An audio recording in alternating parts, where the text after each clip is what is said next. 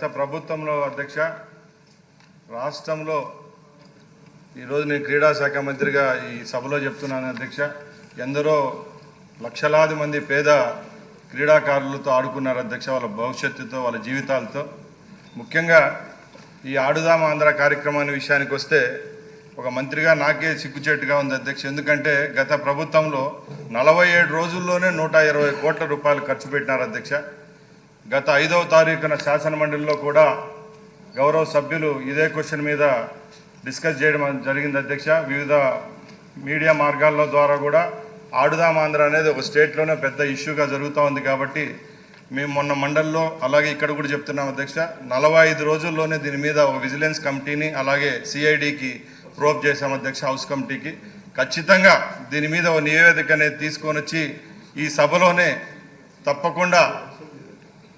తప్పకుండా రాష్ట్రంలో గత ప్రభుత్వంలో జరిగిన స్పోర్ట్స్ విషయానికి ఆడుదాం ఆంధ్రానే కాదు అన్ని విషయాల్లో ఏం జరిగిందో అన్ని సభ దృష్టికి తీసుకొని వచ్చి అక్కడ ఎవరైతే దోషులుగా ఉంటారో అధికారులు అయితేనే ప్రజాప్రతినిధులు తప్పకుండా వాళ్ళ పేర్లను కూడా బట్టబయలు చేసేదానికి సిద్ధంగా ఉన్నామని సభాముఖంగా తెలియజేసుకుంటున్నా అధ్యక్ష. మినిస్టర్ గారు, సార్ దీని మీద సభ్యులు అడిగినది ఆవేదన అర్థం సభ్యుల కోసం కాదని అడిగేది. చాలా అవినీతి జరిగిన విషయం అందరికీ రాష్ట్ర ప్రజలందరికీ తెలుసు.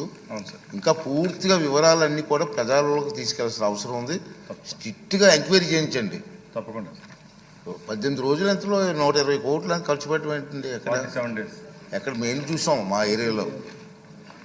మీ ద్వారానే హౌస్ కమిటీకి కూడా దీని మీద మీరు సీరియస్ తీసుకోండి సార్. తప్పకుండా పబ్లిక్ తెలియాలి ఎంత అవినీతి జరిగింది ఎలా జరిగిందని పబ్లిక్ తెలియాలి. సీరియస్ తీసుకోండి. తప్పకుండా. Thank you.